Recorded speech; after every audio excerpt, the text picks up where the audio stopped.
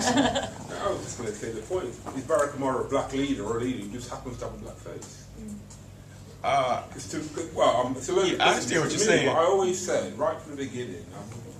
To me, Barack Obama is basically Bill Clinton, a black Bill Clinton without the sex scandals. Well, I think if you look at his voting record, I just think they're exactly the same. I think similar kind of background, university professor at Harvard.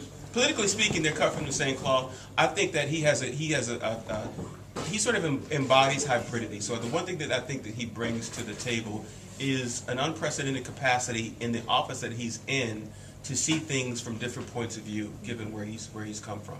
And I think people have picked up on that, even a little bit more than Bill Clinton. But ideologically, politically, there's really no difference between the two.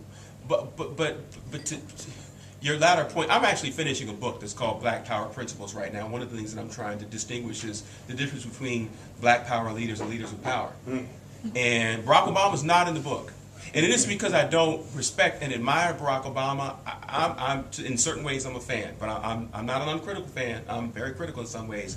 But he's not a black power leader. He never has been. Doesn't really claim to be. Doesn't want to be. And but I think some folks have sort of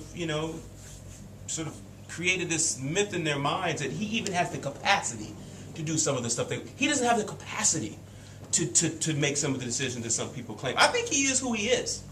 And I think now that's who, at least in America, that's who we're voting for, who he is. So now if you're voting, that's not a more conscious vote. It's a vote based upon far more substance that you can make a decision on. And that's why I say that's one of the reasons why it's a little closer. But I agree with you. It's kind of problematic to pose it that way, at least in my mind, because I don't think that the two are necessarily antithetical. But he just is who he is. And I should say, within the American context, why can't he be that? The question should be, if we want somebody else, what do we need to do to create an opportunity for that type of a person to be able to get there? And to do that, we have to ask ourselves serious questions about America in general, because a lot will have to happen for that type of person to even have a shot. And I'm talking about a fundamental change in the way America operates. And if we have that big of a fight over universal health care, imagine the fight that we would have to create a system where a black person can rise to that level of power and actually make it. America would have to be a fundamentally different country. And would it still be a magical place? To some people it would be magical, to some people it would be Hades.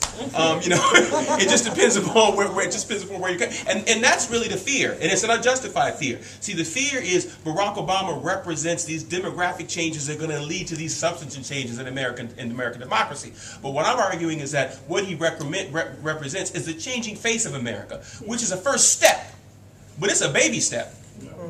It's a baby step in a long path to something very different. But first, we have to be able to visualize it and dream it before we can get there. Dreams are very important. When he was elected, I told you earlier, my mom called me and she was in tears because I'm looking at people celebrating in Kenya. I'm looking at people celebrating in Martin Luther King's church. I'm looking at all these diverse populations at Grant Park, the white folks in Greenwich Village kissing each other and stuff. And I'm looking at all of this, and it's euphoric.